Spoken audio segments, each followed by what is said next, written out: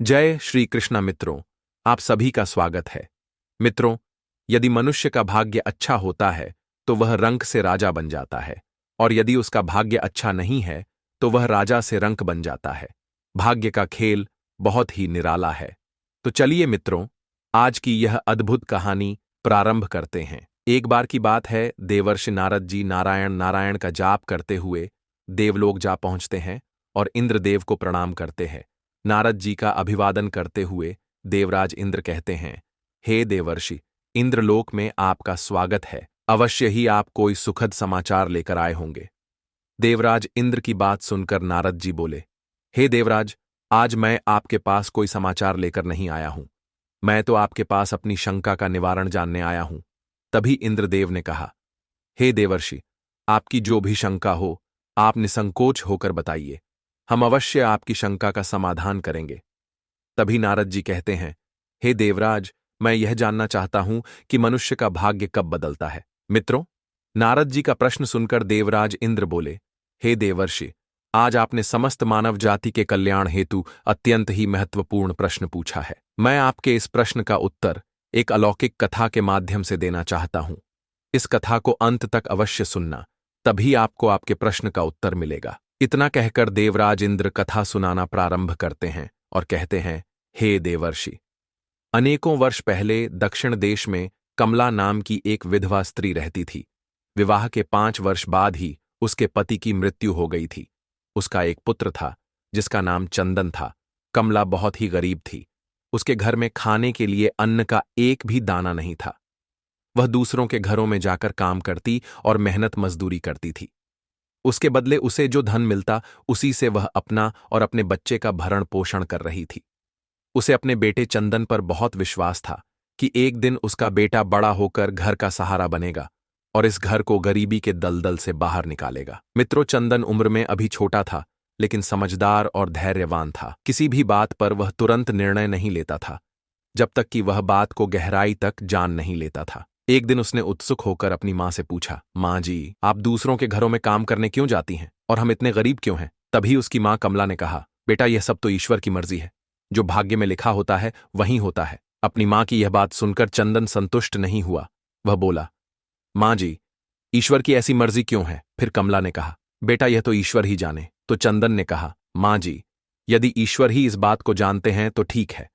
मैं ईश्वर से ही पूछूंगा कि उन्होंने हमें इतना गरीब क्यों बनाया। मित्रों, आगे उसने अपनी मां से कहा, मां जी, ईश्वर हमें कहां मिलेंगे? तभी उसकी मां ने कहा, बेटा, ईश्वर पहाड़ों पर एक प्राचीन मंदिर बना है, वहां रहते हैं, लेकिन तुम वहां मत जाना।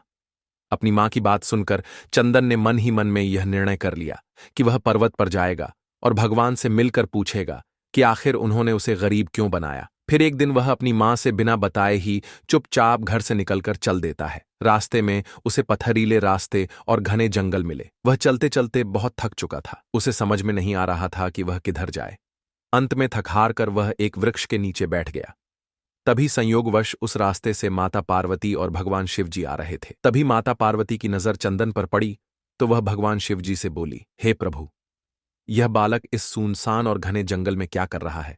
यदि यह ऐसे ही अकेले इस जंगल में भ्रमण करेगा तो जंगली जानवर इसे अपना ग्रास बना लेंगे। माता पार्वती की बात सुनकर भगवान शिवजी ने कहा, हे देवी, चलिए इस बालक से चलकर पूछते हैं, आखिर यह इस जंगल में क्या कर रहा है।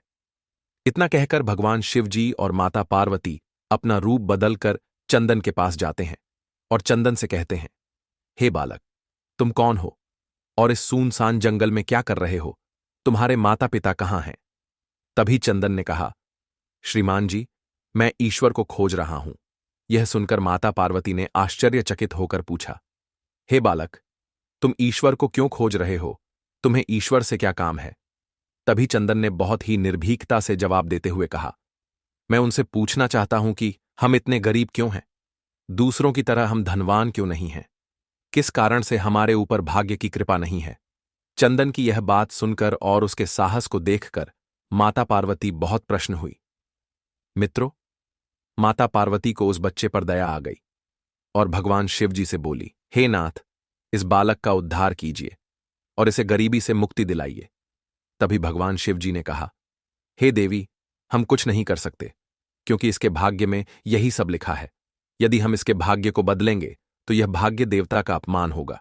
उनके लिखे अनुसार इसे ऐसा ही जीवन भोगना है। तभी माता पार्वती हठ करते हुए बोली, हे प्रभु, आपको कुछ करना ही होगा। मित्रों, माता पार्वती के हठ करने पर भगवान शिव जी बोले, हे देवी, यदि हम उसे कुछ दे भी देंगे तो वह इसके पास नहीं रुकेगा। इसे वैसा ही जीवन जीने दो जैसा भाग्यदेव चाहते हैं। लेकिन माता पार्वती के बार बार कहने पर भगवान शिव जी ने उसकी गरीबी दूर करने के लिए उसे एक बहुमूल्य नवरत्नों से जड़ित हार दे दिया और फिर वहां से चले गए। हार पाकर चंदन बहुत प्रसन्न हुआ और खुशी खुशी अपने घर को चल दिया। तभी रास्ते में चंदन को लघु शंका लगी और वह उस हार को एक पत्थर पर रखकर लघु शंका से निवृत्त होने चला गया। हार को चमकता हुआ देखकर एक बाज वहां पर आया और उस हार को लेकर चला गया। हार को ले जाता देख चंदन उस बाज के पीछे पीछे भागने लगा। उसने बाज से हार छीनने की बहुत कोशिश की, लेकिन वह असफल रहा। थोड़ी देर में वह बाज उसकी नजरों के सामने से बहुत दूर चला गया। इस घटना के बाद चंदन बहुत दुखी हुआ और उदास मन से अपने घर की ओर चल देता है। जब वह घर पहुंचा तो उसने सारी घटना अपनी मां को बताई, लेकिन कमला को उसकी बात पर बिल्कुल भी विश्वास नहीं हुआ। अगले दिन चंदन ने दोबारा से निर्णय लिया कि वह दोबारा से उसी स्थान पर जाएगा और यह सारी घटना भगवान शिव जी और माता पार्वती को सुनाएगा। मित्रों, उसे विश्वास था कि भगवान शिव जी उस दुष्टबाज को कठोर दंड देंगे। अगले दिन वह सुबह होते ही दोबारा से उसी स्थान पर जा पहुंचा। तभी भगवान शिव जी ने माता पार्वती से कहा, हे देवी, देखो, उस बालक के पास जो मैंने हार दिया था वह अब नहीं रहा। उस हार को एक बाज लेकर उड़ गया। अब उस बाज को दंड दिलवाने की इच्छा लेकर वह लड़का आज फिर से आया है। भगवान शिव जी की बात सुनकर माता पार्वती ने कहा, हे नाथ, आप उस बाज को दंड दें या ना दें, किंतु इस लड़के की सहायता करके इसकी निर्धनता दूर करें। तभी भगवान शिव जी ने कहा, हे देवी, हम इस बालक की कोई भी मदद नहीं कर सकते। यदि तुम हठ कर रही हो तो हम ब्रह्मा जी से इस बालक की मदद करने के लिए निवेदन कर सकते हैं। इतना कहकर भगवान शिव जी ने ब्रह्मा जी को स्मरण किया। तभी ब्रह्मा जी वहां प्रकट हो गए। ब्रह्मा जी को प्रणाम करते हुए भगवान शिव जी ने सारी बात बता दी और उस बालक की मदद करने के लिए आग्रह किया।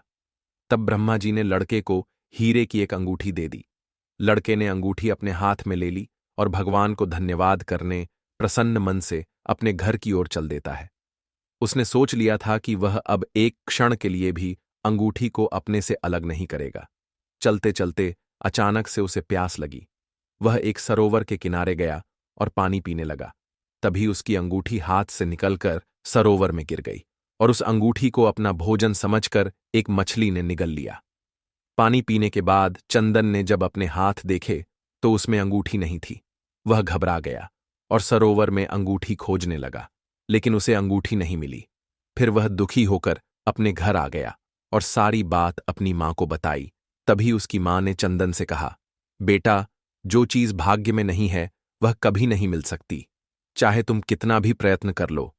जब भाग्य देवता खुश होंगे तो मिट्टी भी सोना बन जाएगी, किंतु इस प्रकार किसी के देने से हमारी गरीबी दूर नहीं होगी।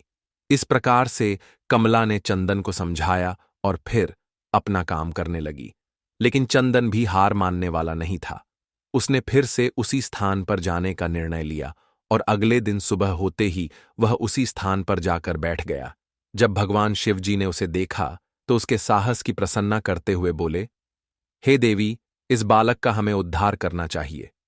तब ब्रह्मा जी ने सलाह दी कि हे प्रभु, यदि आप इस बालक का भला करना चाहते हैं तो आपको श्री हरि के पास जाना चाहिए, वही इसका कोई समाधान बताएंगे। ब्रह्मा जी के कहने पर भगवान शिव जी और माता पार्वती भगवान श्री हरि विष्णु के पास जा पहुंचे और सारा वृतांत सुनाया। फिर भगवान विष्णु जी रूप बदलकर उस स्थान पर प्रकट हुए और चंदन को कुछ हीरे दिए। हीरे पाकर चंदन बहुत खुश हुआ और इस बार वह बिना कहीं रुके सीधे अपने घर जाने का निश्चय किया। थोड़ी देर में वह घर जा पहुंचा। जब वह हीरे लेकर आ रहा था तो उसे गांव के एक आदमी ने देख लिया था और वह चंदन का पीछा करते करते उसके घर तक आ गया। मित्रों, हीरे रखकर चंदन अपनी मां को बुलाने चला गया। उधर उस चोर ने मौका देखकर उन हीरों की चोरी कर ली। जब चंदन मां के साथ वापस आया तो देखा कि हीरे गायब थे। बाकी घर की अन्य चीजें भी चोरी हो गई थीं। ये देखकर उसकी मां को बहुत गुस्सा आया और उसने चंदन पर चिल्लाते हुए कहा, मैं तेरी प्रतिदिन की नई नई कहानी सुनकर पागल हो चुकी हूं। सारा दिन जंगल में इधर उधर घूमता रहता है और शाम को डांट खाने के डर से मुझे कहानी सुना देता है। कमला के इस प्रकार से डांटने पर चंदन रोने लगा। वह तो केवल वही जानता था कि जो कुछ भी उसने बताया था वह सत्य था। अगले दिन फिर वह उसी स्थान पर गया और जाकर बैठ गया और रोने लगा। तभी माता पार्वती ने भगवान शिव जी से कहा, हे नाथ, इस लड़के पर इतनी मुसीबतें पड़ी, इसके बाद भी इसने हिम्मत नहीं हारी। अब तो आपको इसका भाग्य बदलने के लिए भाग्य देव को बुलाना चाहिए, वहीं इसका उद्धार करेंगे। फिर भगवान शिव जी ने भाग्य देव को बुलाया और उन्हें सारा वृतांत सुनाया। उसके बाद भाग्य देव ने चंदन को सोने का एक सिक्का दिया। सोने का सिक्का पाकर चंदन खुशी खुशी अपने घर चला गया। घर जाकर वह सिक्का अपनी मां को दिया तो उसकी मां बहुत खुश हुई। मित्रों, अब उन्हें भाग्यदेव का आशीर्वाद प्राप्त हो चुका। दूसरे दिन एक मछली वाला उसके गांव में मछली बेचने आया तो लड़के ने मछली खरीद ली। अगले दिन उसकी मां ने जब मछली का पेट चीरा तो वह अंगूठी निकली जो ब्रह्मदेव ने उसे दी थी। कमला ने अंगूठी संभाल कर रख लिया और चंदन से बोली, बेटा जाओ जंगल से थोड़ी लड़कियां ले आओ। खाना बनाने के लिए घर में लकड़ियां नहीं हैं। अपनी मां की बात मानकर चंदन जंगल से लकड़ियां लाने चला गया। वह जिस पेड़ पर लकड़ी काटने के लिए चढ़ा था उसी पेड़ पर बाज का घोंसला था जो उसका हार उठाकर ले गई थी। उस समय घोंसले में बाज नहीं था और उसने सावधानी पूर्वक उस हार को घोंसले से उठा लिया और जो भी थोड़ी बहुत लड़कियां पेड़ के आसपास पड़ी थीं उन्हें लेकर घर आ गया और उस हार को अपनी मां को दे दिया। हार पाकर उसकी मां बहुत खुश हुई। कुछ ही दिनों में उनके दिन बदल गए। अब उनके पास रहने के लिए एक सुंदर घर था और खाने पीने के लिए बहुत सारा अन्न था। अब तो उनके घर में किसी चीज का कोई अभाव नहीं रहा और ईश्वर की कृपा से उनका दुर्भाग्य सौभाग्य में बदल गया।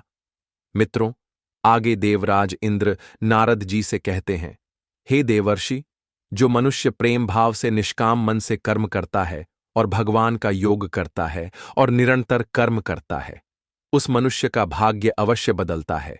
इसलिए हे देवर्षि, मनुष्य को सदैव सत्कर्म करने चाहिए। मित्रों, इस प्रकार उस अभागा का भाग्य चमक उठा। अब उनके घर में किसी चीज की कोई कमी नहीं थी और उनकी गरीबी सदा के लिए समाप्त हो गई। प्रिय मित्रों, यदि आपको यह कहानी अच्छी लगी हो तो जय श्री कृष्ण, जय भोलेनाथ अवश्य लिखे। वीडियो देखने के लिए बहुत बहुत धन्यवाद।